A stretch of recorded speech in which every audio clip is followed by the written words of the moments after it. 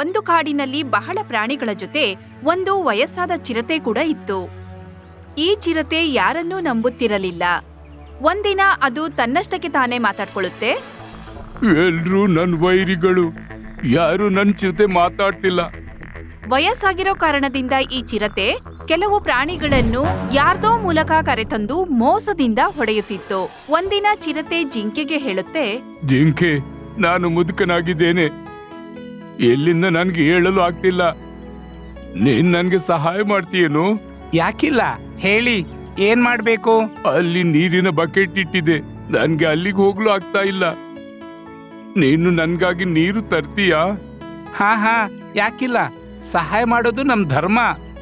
ಈ ಜಿಂಕೆ ನೀರ್ ತಗೊಂಡು ಚಿರತೆ ಬಳಿ ಬಂದ ತಕ್ಷಣ ಚಿರತೆ ಅದನ್ನ ಹೊಡೆದ್ ಬಿಡುತ್ತೆ. ಒಂದಿನ ಗುಳ್ಳೆನರಿ ಇಲ್ಲಿ ನಡ್ಕೊಂಡು ಹೋಗ್ತಾ ಇರುತ್ತೆ. ಆಗ ಚಿರತೆ ಅದಕ್ಕೆ ಹೇಳುತ್ತೆ, ಅರೆ ತೋಳ, ಎಲ್ಲಿಗೆ ಹೋಗ್ತಿದ್ದೀಯಾ? ಸ್ವಲ್ಪ ಈ ಕಡೆ ಬಾ. ಇದನ್ ಕೇಳಿ ಹೇಳುತ್ತೆ, ಇಲ್ಲಣ್ಣ, ಬೇಡ, ನಾನ್ ನಿಮ್ ಬಳಿ ಬರೋಲ್ಲ. ಯಾಕೆ, ಏನಾಯ್ತು? ಕಾಡಿನಲ್ಲಿ ಈ ವಿಷಯ ಹಬ್ಬಿದೆ, ನೀವು ಜಿಂಕೆಯನ್ನು ಮೋಸದಿಂದ ಕೊಂದಿದ್ದೀರೆಂದು. ಇದನ್ ಕೇಳಿ ಹೇಳುತ್ತೆ, ಇಲ್ಲ, ಈ ವಿಷಯ ಸುಳ್ಳು. ನಿಜ ಏನಂದ್ರೆ ಅವನು ನನ್ಗಾಗಿ ನೀರು ತರಲು ಹೋಗಿದ್ದ, ಅವನ ಕಾಲು ಜಾರಿತು ಅಷ್ಟೇ, ಹಾಗಾಗಿ ಅವನು ಸತ್ತು ಹೋದ. ಸತ್ತ ಮೇಲೆ ಅವನ ಶರೀರ ಕೊಳೆತ ವಾಸನೆ ಬರಬಾರ್ದೆಂದು ನಾನು ಅವನನ್ನು ತಿಂದು ಬಿಟ್ಟೆ. ಇದೇ ನಿಜವಾದ ವಿಷಯ ತಮ್ಮ, ನಿನ್ನಾಣೆ. ಚಿರತೆಯ ಮಾತನ್ನು ಕೇಳಿ, ನೀನ್ ನನ್ನ ಮೂರ್ಖ ಅನ್ಕೊಂಡಿದೀಯಾ? ನನ್ ಗೊತ್ತು ನೀನ್ ಅವನನ್ನು ಯಾವ ರೀತಿ ಕೊಂದಿದ್ದೀಯೆಂದು. ಹಾಗಾದ್ರೆ ಸರಿ, ನಿನ್ಗೆ ನಿಜ ತಿಳಿದಿದ್ರೆ ನನ್ಗಾಗಿ ಒಂದ್ ಕೆಲ್ಸ ಮಾಡು, ಅದಕ್ಕೆ ಬದಲಾಗಿ ನಾನ್ ನಿನ್ಗೇನಾದ್ರೂ ಕೊಡ್ತೇನೆ. ಆಸೆ ಹುಟ್ಟಿಸ್ತೀಯಾ? ನಾನ್ ನಿನ್ನ ಬಲಿಗೆ ಬೀಳೋನಲ್ಲ, ತಿಳಿತಾ? ಅತಿ ಆಸೆ ಅಲ್ಲ ಅಂದ್ರು ಮುದುಕ ಎಂದಾದ್ರೂ ತಿಳಿದು ನನ್ಗೆ ಸಹಾಯ ಮಾಡು ತಮ್ಮ. ಸರಿ ಹೇಳು, ಏನ್ ಮಾಡ್ಬೇಕು ನಿನ್ಗೆ? ನೋಡು, ನಾನು ಮುದುಕನಾಗಿದ್ದೇನೆ, ಹಾಗಾಗಿ ಈಗ ನನ್ಗೆ ಶಿಕಾರಿ ಮಾಡ್ಲಾಗ್ತಾ ಇಲ್ಲ. ಅದಕ್ಕಾಗಿ ನೀನು ನನ್ನ ಶಿಕಾರಿಯನ್ನು ನನ್ ಕಡೆ ತರೋಕೆ ಸಹಾಯ ಮಾಡ್ತೀಯಾ? ನನ್ನ ಆಶೀರ್ವಾದ ನಿನ್ಗಿರುತ್ತೆ. ಚಿರತೆ ಮಾತನ್ನು ಕೇಳಿ ಹೇಳುತ್ತೆ, ನನ್ಗೆ ನಿನ್ನ ಆಶೀರ್ವಾದದ ಅಗತ್ಯ ಇಲ್ಲ, ನಾನು ಏನು ಲಫ್ಡಾದಲ್ಲಿ ಸಿಕ್ಕಾಕೊಳ್ಳವನಲ್ಲ. ಹಾಗಾದ್ರೆ ನನ್ನನ್ನು ಕ್ಷಮಿಸು. ಈ ಕೆಲ್ಸಕ್ಕಾಗಿ ನೀನು ಬೇರೆ ಯಾರನ್ನಾದ್ರೂ ಹುಡುಕೋ. ಇಷ್ಟು ಹೇಳಿ ಗುಳ್ಳೆನರಿ ಅಲ್ಲಿಂದ ಹೊರಟೋಗುತ್ತೆ. ಆದ್ರೆ ಚಿರತೆ ಎಲ್ಲರಿಗೂ ಮೋಸ ಮಾಡಿ ಸಾಯಿಸೋದು ನಡೀತಾನೆ ಇರುತ್ತೆ. ಇದ್ರಿಂದಾಗಿ ಕಾಡಿನಲ್ಲಿ ಯಾರು ಇದ್ರ ಹತ್ರ ಬರ್ತಾನೆ ಇರ್ಲಿಲ್ಲ. ಎಲ್ರೂ ಇದನ್ ನೋಡಿ ಭಯ ಪಟ್ಕೊಳ್ತಿದ್ರು. ಹಾಗಾಗಿ ಚಿರತೆ ಈಗ ಹಸಿವಿನಿಂದ ಇರ್ಬೇಕಾಗಿ ಬಂತು. ಇನ್ನು ಈ ಕಾಡು ಮುಂಚಿನಂತೆ ಇಲ್ಲ. ನನ್ನ ಹಳ್ಳಿ ಕಡೆ ಹೋಗೋಕೆ ಯೋಚನೆ ಮಾಡ್ತಿದ್ದೇನೆ, ಇಲ್ಲಾಂದ್ರೆ ಹಸಿವಿನಿಂದ ಸಾಯ್ಬೇಕಾದೀತು. ಆಮೇಲೆ ಚಿರತೆ ಊರಿನ ಕಡೆಗೆ ಹೊರಡುತ್ತೆ. ಆಗ ದಾರಿಯಲ್ಲಿ ಬಹಳಷ್ಟು ಪ್ರಾಣಿಗಳು ಸಿಕ್ಕುತ್ತವೆ. ಅವು ಕೇಳುತ್ತವೆ, ಎಲ್ಲಿಗೆ ಹೋಗ್ತಿದ್ದೀರಿ ಎಂದು. ಅರೆ, ಎಲ್ಲಿ ಹೋಗ್ತಿದ್ದಿ ಚೀತಾ ಅಣ್ಣ? ನೀನ್ ಯಾಕೆ ಕೇಳ್ತಾ ಇದ್ದೀಯಾ? ನನ್ಗೆ ನೀನು ಸಹಾಯ ಕೂಡ ಮಾಡಿಲ್ಲ. ಯೋಚಿಸ್ತೇನೆ, ಹಳ್ಳಿಗೆ ಹೋಗಿ ಏನಾದ್ರೂ ಕೆಲ್ಸ ದಂಧ ಮಾಡೋಣ ಅಂತ. ಅದ್ರಿಂದ ನನ್ನ ಹೊಟ್ಟೆ ಹಸಿವು ಕೂಡ ನೀಗ್ಬೋದಲ್ವಾ? ನನ್ನನ್ನು ಮೂರ್ಖ ಅನ್ಕೊಂಡಿದ್ಯಾ? ಎಷ್ಟು ಕೆಲಸ ಮಾಡ್ತೀಯ ಅಂತ ನಮ್ಗೆ ಗೊತ್ತು. ನಿನ್ಗಂತೂ ಪ್ರಾಣಿಗಳನ್ನ ಮೂರ್ಖರನ್ನಾಗಿಸಿ ಅವ್ರನ್ನ ಕೊಂದು ತಿನ್ನುವ ಕೆಲಸ ಮಾತ್ರ ಬರ್ತಿದೆ. ಇಲ್ಲ, ಈಗ ನಾನು ಒಳ್ಳೆಯವನಾಗಿದ್ದೇನೆ. ನಿನ್ಗೆ ಒಪ್ಪಿಗೆ ಆಗ್ತಾ ಇಲ್ಲ ಅಂದ್ರೆ ನನ್ ಜೊತೆ ನಡಿ. ನೀನು ನನ್ ಜೊತೆ ಅಲ್ಲಿಗೆ ನಡೆದ್ರೆ ನಿನ್ಗೆ ತಿಳಿಯುತ್ತೆ ನಾನು ಸತ್ಯ ಹೇಳ್ತಿದ್ದೇನಾ ಸುಳ್ಳ ಅಂತ. ಇದನ್ ಕೇಳಿ ಹೇಳುತ್ತೆ, ಇರ್ಲಿ ಬಿಡೋ, ಅದು ನೀನು ಒಳ್ಳೆಯವನು ಕೆಟ್ಟವನು ಅದ್ ನನ್ಗ್ಯಾಕೆ? ನಿನ್ ಬಳಿ ಬಂದು ನಾನು ರಿಸ್ಕ್ ತಗೊಳ್ಳೋಕೆ ತಯಾರಿಲ್ಲ. ನಂತರ ಚಿರತೆ ಊರಿನ ಕಡೆಗೆ ಹೊರಡುತ್ತೆ. ಚಿರತೆ ಊರೊಳಗೆ ಪ್ರವೇಶ ಮಾಡಿದ ಕೂಡ್ಲೆ ಚಿರತೆಯನ್ನು ನೋಡಿ ಊರಿನ ಎಲ್ಲಾ ಪ್ರಾಣಿಗಳಿಗೆ ತುಂಬಾ ಭಯ ಆಗತ್ತೆ. ಮತ್ತೆ ಇದನ್ ನೋಡಿ ಎಲ್ಲಾ ಪ್ರಾಣಿಗಳು ಮನೆಯಲ್ಲಿ ಕತ್ಕೂತ್ಕೊಳ್ತಾರೆ. ಆಗ ಚಿರತೆ ಹೇಳುತ್ತೆ, ಅರೆ, ನೀವೇನು ಭಯಪಡ್ಬೇಡಿ, ನಾನಿಲ್ಲಿ ಕೆಲ್ಸನ್ನು ಹುಡ್ಕೊಂಡು ಬಂದಿದ್ದೇನೆ. ಈ ಚಿರತೆಯನ್ನು ನೋಡಿ ಊರಿನ ಎಲ್ಲಾ ಪ್ರಾಣಿಗಳು ಕಾಡಿನ ಮುಖ್ಯಸ್ಥರಾದಂತಹ ಆನೆ ಬಳಿ ಬಂದು ಎಲ್ಲವನ್ನೂ ಹೇಳುತ್ತವೆ. ಇದರಿಂದ ಈ ಆನೆ ಚಿರತೆಯನ್ನು ಪಂಚಾಯಿತಿಗೆ ಕರೆಯುತ್ತೆ. ಅರೆ, ಏನು ವಿಷಯ ಚಿರತೆ? ಈ ಹಳ್ಳಿಗೆ ಹೇಗ್ ಬಂದೆ ನೀನು?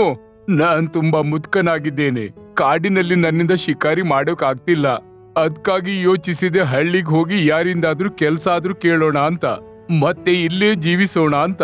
ಏನ್ ನೀನು ಸತ್ಯ ಹೇಳ್ತಿದ್ದೀಯಾ? ಸತ್ತ ನನ್ನ ತಾಯಿ ಆಣೆ, ನಾನು ಸತ್ಯನೇ ಹೇಳ್ತಿದ್ದೀನಿ.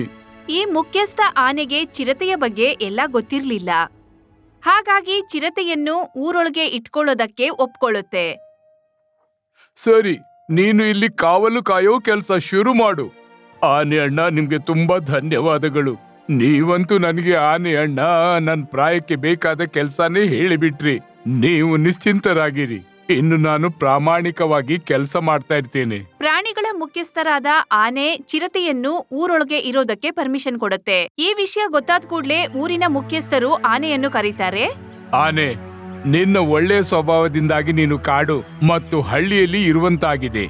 ಹಳ್ಳಿಯ ಮೂರ್ಖ ಪ್ರಾಣಿಗಳು ನಿನ್ನನ್ನು ಮುಖ್ಯನನ್ನಾಗಿದ್ದಾರೆ, ಅಲ್ಲಿ ತನಕ ಸರಿ. ಆದ್ರೆ ನಾನ್ ಕೇಳಿದೆ, ನೀನು ಕಾಡಿನ ಚೀತಾವನ್ನು ಈ ಹಳ್ಳಿಯಲ್ಲಿ ಇರಲು ಬಿಟ್ಟಿದ್ದೆ ಎಂದು. ಮುಖಿಯಾರವ್ರೆ, ಈ ಮಾತು ಸತ್ಯ. ಈ ಮಾತು ಸತ್ಯವಾದ್ರೆ ನನ್ಗೆ ನೀನ್ ಹೇಳು. ಈ ಕಾಡಿನ ಚಿರತೆ ಈ ಹಳ್ಳಿಯ ಜನರನ್ನು ಅಥವಾ ಪ್ರಾಣಿಗಳನ್ನು ಯಾರು ತಿಂದ್ರೆ ಅದರ ಜವಾಬ್ದಾರಿ ಯಾರಾಗ್ತಾರೆ ಅಂತ ಸನ್ನಿವೇಶ ಬರೋದಿಲ್ಲ ಮುಖ್ಯಾರವ್ರೆ. ಯಾಕೆಂದ್ರೆ ಚೀತಾ ಮುದುಕನಾಗಿದ್ದಾನೆ. ಅವನು ಕಾಡಿನಲ್ಲಿ ಶಿಕಾರಿ ಮಾಡದ ಕಾರಣವೇ ಇಲ್ಲಿ ಹಳ್ಳಿಯಲ್ಲಿ ಜೀವಿಸಲು ಬಂದಿದ್ದಾನೆ. ನಾನು ಅವನಿಗೆ ಈ ಹಳ್ಳಿಯ ಕಾವಲುಗಾರನ ಕೆಲಸ ಯಾಕೆ ಕೊಟ್ಟಿದ್ದೇನೆಂದ್ರೆ ಅದರ ಸಂಬಳದಿಂದ ಅವನು ಜೀವನ ಸಾಗಿಸ್ಲಿ ಎಂದು. ಆನೆಯ ಮಾತನ್ನು ಕೇಳಿ ಊರಿನ ಮುಖ್ಯಸ್ಥರಿಗೆ ನಂಬಿಕೆ ಬಂತು ಚಿರತೆ ಯಾರಿಗೂ ತೊಂದರೆ ಕೊಡೋದಿಲ್ಲ ಎಂದು. ಮತ್ತು ರಾತ್ರಿ ಚಿರತೆ ಡ್ಯೂಟಿಗೆ ಹೋಗುವಾಗ ಯೋಚಿಸುತ್ತೆ, ಅದೃಷ್ಟವು ನನ್ಗೆ ಒಳ್ಳೆ ಅವಕಾಶ ಕೊಟ್ಟಿದೆ. ಈಗ ಕುಳಿತಲ್ಲಿಯೇ ನನ್ಗೆ ಊಟ ಸಿಗ್ಬೋದು. ನಂತರ ಚಿರತೆ ಅಲ್ಲೇ ಕುತ್ಕೊಳ್ಳುತ್ತೆ ಮತ್ತೆ ಜೋರಾಗಿ ಕೂಗುತ್ತೆ, ಎಚ್ಚರದಲ್ಲಿರಿ, ಎಚ್ಚರದಲ್ಲಿರಿ. ಆಗ ಚಿರತೆಗೆ 2 ಪ್ರಾಣಿಗಳು ಊರೊಳಗೆ ಬಂದಿರೋದು ಕಾಣಿಸುತ್ತೆ. ಇದನ್ ನೋಡಿ ಹೇಳುತ್ತೆ, ಸರಿ, ಇಂದು ಇವುಗಳನ್ನೇ ಕೊಂದು ನನ್ನ ಹಸಿವು ನೀಗಿಸ್ತೇನೆ. ಮತ್ತೆ ಹಳ್ಳಿಯ ಪ್ರಾಣಿಗಳಿಗೆ ಹೇಳ್ತೇನೆ, ಈ ಅಪರಿಚಿತ ಪ್ರಾಣಿಗಳು ನಮ್ಮ ಹಳ್ಳಿಯಲ್ಲಿ ಕಳ್ಳತನಕ್ಕೆ ಬಂದಿದ್ರು ಅಂತ. ಅವಕಾಶ ಸಿಕ್ಕಿದ ಕೂಡ್ಲೆ ಆ 2 ಪ್ರಾಣಿಗಳನ್ನು ಹೊಡೆಯಕ್ ಹೋಗುತ್ತೆ. ಇವರಿಬ್ರನ್ನು ಹೊಡೆದ್ಮೇಲೆ ಚಿರತೆ ಬೆಳಗಾಗೋದನ್ನೇ ಕಾಯ್ತಾ ಇರುತ್ತೆ. ಆದ್ರೆ ಜೀವ ಹೋಗಿರೋ ಪ್ರಾಣಿಗಳನ್ನು ನೋಡಿ ಚಿರತೆಯ ಬಾಯಲ್ಲಿ ನೀರು ಬರ್ತಾ ಇರುತ್ತೆ. ನನ್ನಿಂದ ಹಸಿವು ತಡೆಯಲು ಆಗ್ತಾ ಇಲ್ಲ.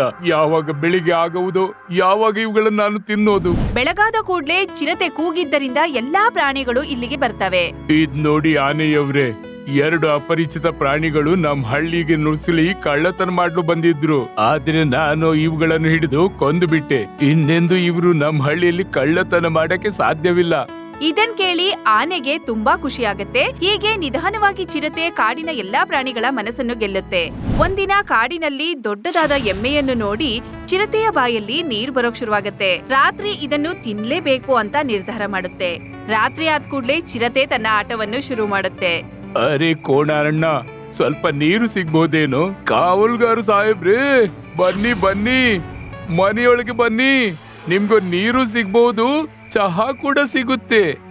ಚಹಾ ತಿಂಡಿ ಕುಡಿದ್ಕೊಂಡು ಹೋಗಿ. ಅರೆ ಚಹಾ ಬೇಡ, ನಾನು ಹೀಗೆ ತಿರುಗಾಡ್ತಾ ಇದ್ದೆ. ನಿಮ್ಮನ್ನು ಭೇಟಿಯಾಗೋಣ ಅಂತ ಯೋಚಿಸಿದೆ.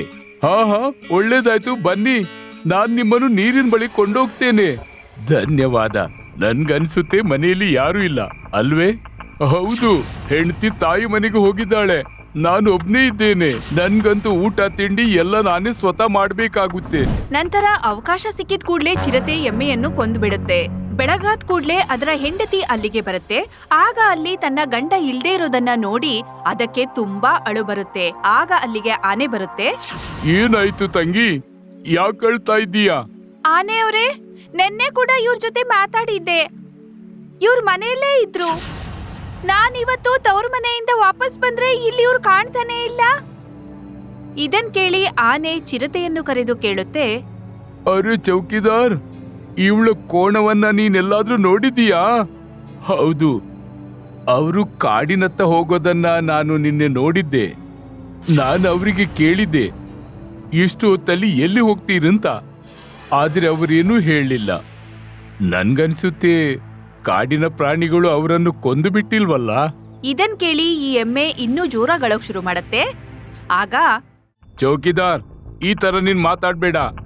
ಕೋಣನ ವಿಷಯ ಏನಾದ್ರೂ ತಿಳಿದ್ರೆ ನನ್ಗೆ ಕೂಡ್ಲೆ ತಿಳಿಸಿಬಿಡು. ಸರಿ ಅಣ್ಣ. ಆನೆ ಹೊರಟೋದ್ಮೇಲೆ ಚಿರತೆ ಮನದಲ್ಲೇ ಯೋಚಿಸುತ್ತೆ, ಈ ಆನೆ ತನ್ನನ್ನು ಏನ್ ಎಣಿಸ್ಕೊಂಡಿದ್ದಾನೆ? ಯಾವಾಗ ನೋಡಿದ್ರು ನನ್ಗೆ ಆರ್ಡರ್ ಮಾಡ್ತಾ ಇರ್ತಾನೆ. ತುಂಬಾ ದಿನ ಕಳೆದ್ರೂ ಈ ಕೋಣದ ಬಗ್ಗೆ ಏನೂ ಗೊತ್ತಾಗ್ಲೇ ಇಲ್ಲ. ನಿಧಾನವಾಗಿ ಚಿರತೆಯ ಮೇಲೆ ಎಲ್ಲಾ ಪ್ರಾಣಿಗಳಿಗೂ ನಂಬಿಕೆ ಬರುತ್ತೆ. ಮತ್ತೆ ಚಿರತೆ ಹಾತಿಯಿಂದ ದೊಡ್ಡದಾದ ಒಂದು ಅಮೌಂಟ್ ಅನ್ನು ಸಾಲ ತಗೊಳುತ್ತೆ, ಬೇಗ ಕೊಡ್ತೀನಿ ಅಂತ. ಆದ್ರೆ ಎಷ್ಟ್ ದಿನ ಆದ್ರೂ ಆ ಸಾಲ ವಾಪಸ್ ಕೊಡೋಕ್ ಆಗ್ಲಿಲ್ಲ ಚಿರತೆಗೆ. ಆಗ ಚಿರತೆ ಯೋಚಿಸುತ್ತೆ, ಅರೆ ಯಾರ್, ಆನೆಯಿಂದ ಸಾಲ ತಗೊಂಡಾಯ್ತು, ಆದ್ರೆ ಅದನ್ನು ಹಿಂತಿರುಗಿಸಲು ಸಾಧ್ಯವಿಲ್ಲ. ಇವನನ್ನು ನನ್ನ ದಾರಿಯಿಂದ ತೆಗೆಯಲೇಬೇಕಾಗುತ್ತೆ. ಸ್ವಲ್ಪ ದಿನದ ನಂತರ ಆನೆ ಚಿರತೆಯ ಬಳಿ ಹಣವನ್ನು ಕೇಳುತ್ತೆ. ಆದ್ರೆ ಚಿರತೆ ನನ್ಗೆ ಹಣ ಕೊಡೋಕ್ ಆಗೋದಿಲ್ಲ ಅಂತ ಹೇಳ್ಬಿಡುತ್ತೆ. ಆಗ ಆನೆಗೆ ತುಂಬಾ ಕೋಪ ಬರುತ್ತೆ. ಆಗ ಎಲ್ಲರೆದುರುಗಡೆ ಆನೆ ಚಿರತೆಗೆ ಜೋರ್ ಮಾಡತ್ತೆ. ನಿನ್ಗೆ ಕೆಲ್ಸ ಕೊಟ್ಟು ನಾನು ದೊಡ್ಡ ತಪ್ಪು ಮಾಡಿದೆ. ನನ್ಗೆ ನನ್ನ ಹಣ ಬೇಕು. ಯಾವ ಹಣ? ಮತ್ತೆ ನಿಮ್ಮಲ್ಲಿ ಏನು ಸಾಕ್ಷಿ ಇದೆ? ಮುಖ್ಯ ಅನ್ಕೊಂಡ್ರೆ ನೀವು ಏನು ಹೇಳ್ಬೋದು ಅನ್ಕೊಂಡ್ರಾ? ಇವರಿಬ್ರ ಮಾತ್ ಕೇಳಿದಾಗ ಅಲ್ಲಿದ್ದಂತಹ ಎಲ್ಲಾ ಪ್ರಾಣಿಗಳು ಹತ್ರ ಬರ್ತವೆ. ನೋಡಿ ಅಣ್ಣಂದಿರೆ, ಈ ಮುಖ್ಯರವರು ನನ್ನಿಂದ ಲಂಚ ಕೇಳ್ತಿದ್ದಾರೆ. ಹೇಳ್ತಾ ಇದ್ದಾರೆ ಈ ಹಳ್ಳಿಯಲ್ಲಿ ಇರ್ಬೇಕಾದ್ರೆ ಲಂಚ ಕೊಡ್ಲೇಬೇಕು ಅಂತ. ಇವನು ಸುಳ್ಳು ಹೇಳ್ತಿದ್ದಾನೆ. ನಾನೇನು ಲಂಚ ಕೇಳಲಿಲ್ಲ. ನಾನು ನನ್ನ ಹಣ ಹಿಂದೆ ಕೇಳ್ತಿದ್ದೆ. ಈ ಪ್ರಾಣಿಗಳಿಗೆ ಅರ್ಥನೇ ಆಗ್ತಾ ಇರ್ಲಿಲ್ಲ ಯಾರು ನಿಜ ಹೇಳ್ತಿದ್ದಾರೆ, ಯಾರು ಸುಳ್ಳು ಹೇಳ್ತಿದ್ದಾರೆ ಎಂದು. ನಂತರ ಚಿರತೆ ನಿರ್ಧಾರ ಮಾಡುತ್ತೆ ಈ ಆನೆಯನ್ನು ಆ ಕೋಣನ ತಿಂದ ಹಾಗೆ ತಿನ್ಬೇಕು ಎಂದು. ಇದಾದ ನಂತರ ರಾತ್ರಿ ಆದ ಕೂಡಲೇ ಈ ಚಿರತೆ ಆನೆ ಮೇಲೆ ದಾಳಿ ಮಾಡುತ್ತೆ. ಆನೆ ಶರೀರ ದೊಡ್ಡದಾಗಿರೋದ್ರಿಂದ ಚಿರತೆಗೆ ಆನೆಗೇನು ಮಾಡೋಕಾಗ್ಲಿಲ್ಲ. ಆಗ ಆನೆ ಕೂಗುತ್ತಾ ಹೇಳುತ್ತೆ, ರಕ್ಷಿಸಿ, ರಕ್ಷಿಸಿ, ಇವನನ್ನು ಕೊಂದೇ ಬಿಡ್ತಾನೆ, ರಕ್ಷಿಸಿ. ಕಾಡಿನ ಎಲ್ಲಾ ಪ್ರಾಣಿಗಳ ಮುಖ್ಯಸ್ಥರಾದ ಆನೆ ಕೂಗ್ ಕೇಳಿ ಅಲ್ಲಿಗೆ ಓಡ್ ಬರ್ತವೆ. ಅಷ್ಟ್ರಲ್ಲೇ ಈ ಚಿರತೆ ಎಲ್ಲೋ ಕೂತ್ಕೋಬಿಡುತ್ತೆ. ಆಗ ಈ ನಾಯಿ ಹೇಳುತ್ತೆ, ಏನಾಯ್ತು ಮುಖ್ಯರವ್ರೇ? ಯಾರು ನನ್ನನ್ನು ಕೊಲ್ಲಲು ಪ್ರಯತ್ನಿಸಿದ್ರು. ಆದ್ರೆ ಕತ್ತಲಲ್ಲಿ ನನ್ಗೆ ಯಾರು ಅಂತ ತಿಳಿಯಲಿಲ್ಲ. ಅವರ ಮುಖವನ್ನು ನಾನು ನೋಡೋಕಾಗಿಲ್ಲ. ಇದನ್ ಕೇಳಿ ಹೇಳುತ್ತೆ, ಚೌಕಿದಾರ ಎಲ್ಲಿದ್ದಾನೆ? ಹಾ ಹಾ, ಈ ಚೌಕಿದಾರ್ ಚಿರತೆ ಎಲ್ಲೋಯ್ತು? ಇದನ್ ಕೇಳಿದ ತಕ್ಷಣ ಚಿರತೆ ಎಲ್ಲಿಂದಲೋ ಎದುರುಗಡೆ ಬಂದ್ಬಿಡುತ್ತೆ. ನೀವು ನನ್ನನ್ನು ಬರ್ಲಿಕ್ಕೆ ಹೇಳಿದ್ರಾ? ಆಗ ನಾಯಿಯ ಜೊತೆ ನಿಂತಿರುವಂತಹ ಕತ್ತೆ ಹೇಳುತ್ತೆ, ಅರೆ ವಾಚ್ಮ್ಯಾನ್, ನೀನೆಲ್ಲಿ ಕಾವಲು ಕಾಯ್ತಿದ್ದಿ? ನಮ್ಮ ಮುಖಿಯಾಜಿ ಅವರ ಮೇಲೆ ಯಾರೋ ಆಕ್ರಮಣ ಮಾಡಿದ್ರು. ಇದೇನ್ ಹೇಳ್ತಿದ್ದೀರಾ ನೀವು? ನಾನಿರುವಾಗ ಅವರ ಮೇಲೆ ಯಾರು ಆಕ್ರಮಣ ಮಾಡಲು ಸಾಧ್ಯ? ಆಗ ಈ ನಾಯಿಗೆ ಆನೆ ಉಗ್ರಲ್ಲಿ ರಕ್ತ ಕಾಣಿಸುತ್ತೆ. ಆಗ್ಲೇ ಈ ನಾಯಿ ಏನ್ ಮಾಡುತ್ತಂದ್ರೆ ರಾತ್ರಿ ಆದ್ ಕೂಡ್ಲೆ ಒಂದೇ ಹೋಗಿ ಆನೆನ ಭೇಟಿ ಮಾಡುತ್ತೆ. ತಪ್ಪು ತಿಳ್ಕೊಳ್ಳ ಅಂದ್ರೆ ಒಂದ್ ವಿಷಯ ಹೇಳ ಮುಖಿಯಾರವ್ರೆ. ಹೇಳು ಮುಖಿಯಾಜಿ, ನಾನು ಚಿರತೆಯ ಉಗುರ್ನಲ್ಲಿ ರಕ್ತ ಕಂಡಿದ್ದೇನೆ. ನನ್ಗೆ ಶಂಕೆಯಲ್ಲ ನಂಬಿಕೆಯಾಯ್ತು. ನಿಮ್ಮ ಮೇಲೆ ಆಕ್ರಮಣ ಚಿರತೆಯೇ ಮಾಡಿದ್ದೆ ಅಂತ. ನಾಯಿಯ ಮಾತನ್ನು ಕೇಳಿದ್ಮೇಲೆ ಈ ಆನೆ ಚಿರತೆಯ ಮೇಲೆ ಒಂದು ಕಣ್ಣಿಟ್ಟಿರುತ್ತೆ. ಒಂದಿನ ಈ ಆನೆ ರಾತ್ರಿ ನೋಡ್ದಾಗ ಈ ಚಿರತೆ ಒಂದು ಪ್ರಾಣಿಯನ್ನು ಕೊಂದು ತಿಂತಾ ಇರುತ್ತೆ. ನಾಯಿಯ ಸಂಶಯ ನಿಜವಾಯ್ತು. ಚಿರತೆಯೇ ವಿಲನ್. ನನ್ನಿಂದ ಘೋರ ಪಾಪವಾಯ್ತು. ಅವನನ್ನು ತಿಳ್ಕೊಳ್ಳುವಲ್ಲಿ ನನ್ನಿಂದ ತಪ್ಪಾಯ್ತು. ಇವನು ದೊಡ್ಡ ಬೇಯಿಮಾನ ಆಗ್ಬಿಟ್ಟ.